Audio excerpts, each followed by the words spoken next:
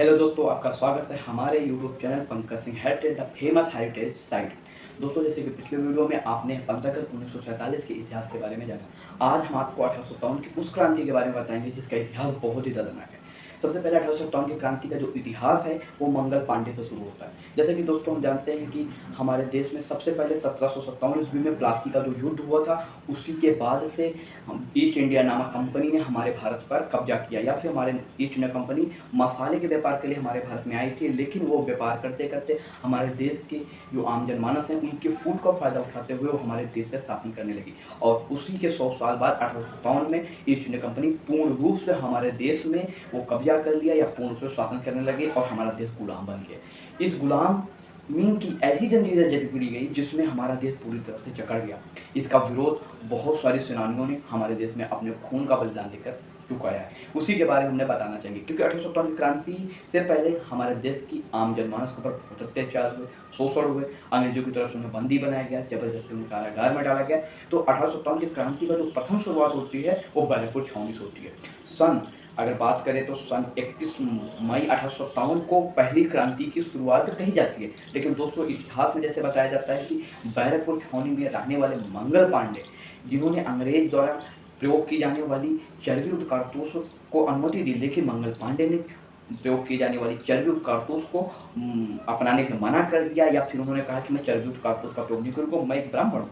लेकिन उनकी बात को अंग्रेजों ने टाल दिया, जिसके कारण मंगल पांडे ने 8 अप्रैल माफ करिएगा, अंग्रेजों के उस विरोध में 29 मार्च 1857 को अंग्रेज सैनिक, या बोल सकते हो कि बैरकपुर छावनी के एजुटेंट रहने वाले को मंगल पांडे ने गोली मारकर हत्या कर दी, जिसके कारण मंगल पांडे को गिरफ्तार कर लिया गया। और मंगल पांडे के गिरफ्तार करने के बाद अंग्रेजों में एक अलग तरह की तड़प पैदा हो गई कि अगर ये मंगल पांडे को हम फांसी नहीं देते हैं या मंगल पांडे को हम गिरफ्तार करके इन्हें हम कैद में नहीं रखते हैं, तो ये क्रांति और बड़ी लेवल पर फैलती चली जाएगी या क्रांति पूरे देश में फैल जाएगी। तो अंग्रेजों ने प्रथम 1857 की क्रांति का दमन करने के लिए मंगल पांडे को 8 अप्रैल 1857 को फांसी दे दी, जिसके कारण पूरे देश में एक आक्रूरतापूर्ण माहौल फैल गया। बैरकपुर कलकत्ता के बैरकपुर छावनी में अंग्रेजों ने मंगल पांडे को फांसी दी, लेकिन ये छावनी दर छावनी, छावनी दर छावनी, पूरे देश के हर छावनी में यह बात फैल गई कि बैरकपुर के उस छावनी में मंगल पांडे को फिर चर्बी के विरोध के लिए फांसी दी गई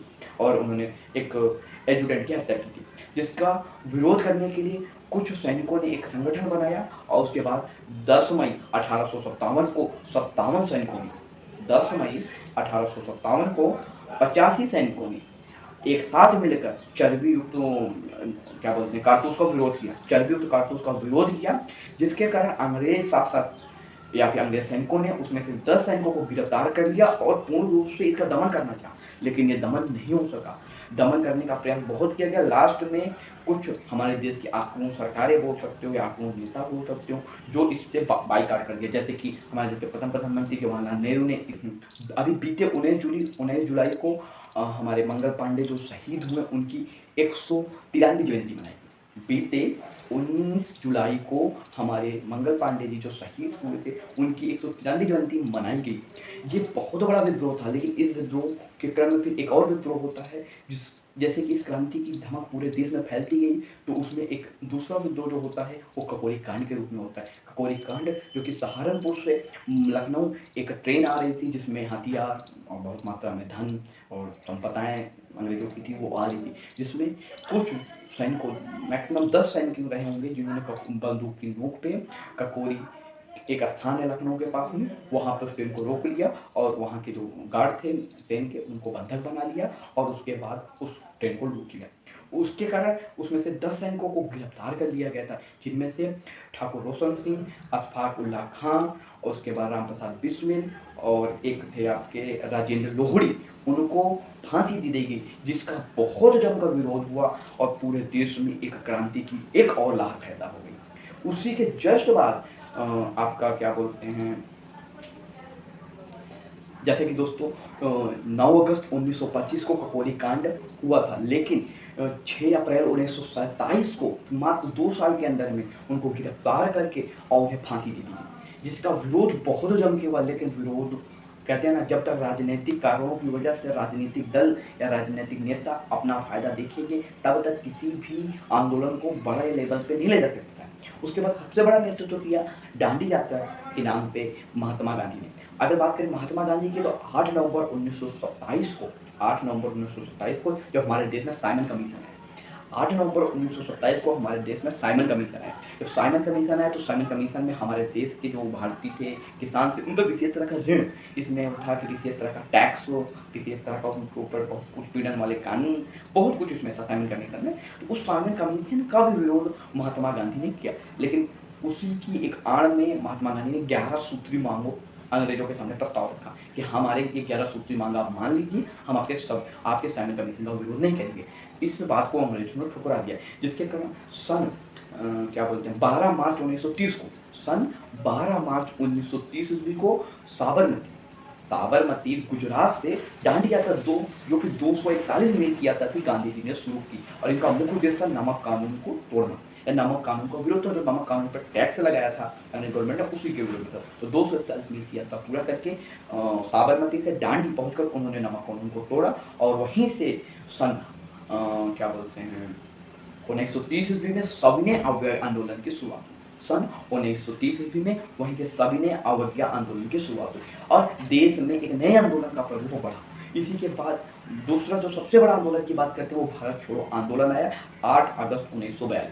8 अगस्त 1942 को भारत छोड़ो आंदोलन एक बड़े लेवल पे आया, लेकिन ये आंदोलन भी बहुत समय तक नहीं चल पाया। इसका सबसे बड़ा कारण था, इनमें से मुस्लिम लीग, हिंदू महासभा और कम्युनिस्ट पार्टी ने इसे बाइकआउट कर दिया। इस आंदोलन में इन तीनों संगठनों ने साथ नहीं दिया। महात्मा गांधी के नेतृत्व में भारत छोड़ो आंदोलन बड़े लेवल पर चला, लेकिन इस आंदोलन को पूर्णतः सफलता नहीं मिली। उसका सबसे बड़ा कारण राजनीतिक कारण ही था, जिसके बाद सुभाष चंद्र बोस ने अपनी एक नई, जिसको बोलते हैं कि आज जिसका नाम इंडियन आर्मी है, उस समय उस आज़ाद हिंद फौज के नाम पे एक नए संगठन की शुरुआत की और उसमें एक नए सैनिकों की भर्ती की। तो सुभाष चंद्र बोस जितने काम करते थे वो सारे काम सिंगापुर से किया करते थे। तो सिंगापुर में उन्होंने आज़ाद हिंद फौज नामक एक संगठन बनाया और उसमें उन्होंने अपनी एक सेना तैयार करना शुरू की देश की आज़ादी के लिए। सुभाष चंद्र बोस और गांधी जी के विचारों से संतुष्ट नहीं थे और इसी का कारण है कि सुभाष चंद्र बोस ने एक नई संगठन को तैयार करना शुरू किया। भारत छोड़ो आंदोलन बहुत बड़े लेवल पर चलाया गया, लेकिन इसमें करीब बात अगर बोला जाए तो 10 लाख से ज़्यादा क्रांतिकारी वीरों ने भाग लिया। इस आंदोलन को दमन करने के लिए अंग्रेजी शासन ने 1 लाख, रातों रात 1 लाख क्रांतिकारियों को अपने कब्जे में लेकर गिरफ्तार करके जेलों में बंद करी, जिससे इस क्रांति का भी दमन हो गया। और इसका सबसे बड़ा अगर बोला जाए कारण या इसके दमन होने का कारण, तो वो पंडित जवाहरलाल नेहरू हो जाता है, क्योंकि पंडित जवाहरलाल नेहरू उस समय एक सबसे बड़े नेता थे। उन्होंने इस आंदोलन से बाइकआउट कर दिया था। बात आती है इसी क्रम में तो 1946 में, उसके बाद जैसे कि जानते हैं दोस्तों कि 8 नवंबर 1946 को भारत का कैबिनेट मिशन आया था और 8 नवंबर 1946 में द्वितीय विश्व युद्ध अपनी चरम पे था। तो द्वितीय विश्व युद्ध का समापन क्यों था? और जर्मनी से आधी से ज़्यादा अंग्रेजी सेना जर्मनी से युद्ध लड़ने गई थी द्वितीय विश्व युद्ध में। और द्वितीय विश्व युद्ध में जब युद्ध लड़ने गई थी तो यहाँ भारतीयों का दबाव बढ़ता जा रहा था, आंदोलन का दबाव बढ़ता जा रहा था। तो इसी के लिए 15 अगस्त 1947 को इस देश से अंग्रेजों ने विदा लिया और कहा कि हम आपके देश को आज़ाद घोषित करते हैं, बस आप हमारा इस युद्ध में साथ दे दीजिए। द्वितीय विश्व युद्ध में भारत के कुछ विशेष सेनानी क्रांतिकारी युद्ध अंग्रेज की तरफ से लड़ने गए, जो इतिहास में हमें पढ़ने को मिलता है। बात आती है 15 अगस्त 1947 को हमारा देश आज़ाद हुआ और हमारा देश पूर्ण रूप से स्वतंत्र हुआ। उस समय भारत के पहले स्वतंत्र भारत के पहले और अंग्रेज के शासनकाल के अंतिम वायसराय की बात की जाए तो माउंटबेटन थे। उन्होंने पहले प्रधानमंत्री जवाहरलाल नेहरू को प्रधानमंत्री की शपथ दिलाई। अगर वीडियो आपको दोस्तों अच्छी लगी हो तो इसको लाइक, कमेंट और शेयर जरूर करें। अगली और भी विशेष क्रांति और हमारे देश के सेनानियों से जुड़ी कोई भी अगर आपको वीडियो चाहिए या उससे रिलेटेड कोई भी लिंक चाहिए तो आप हमें कमेंट करके जवाब जरूर दीजिएगा। अगर आपको वीडियो अच्छी लगी तो लाइक, कमेंट और शेयर जरूर कीजिएगा। धन्यवाद। जय हिंद।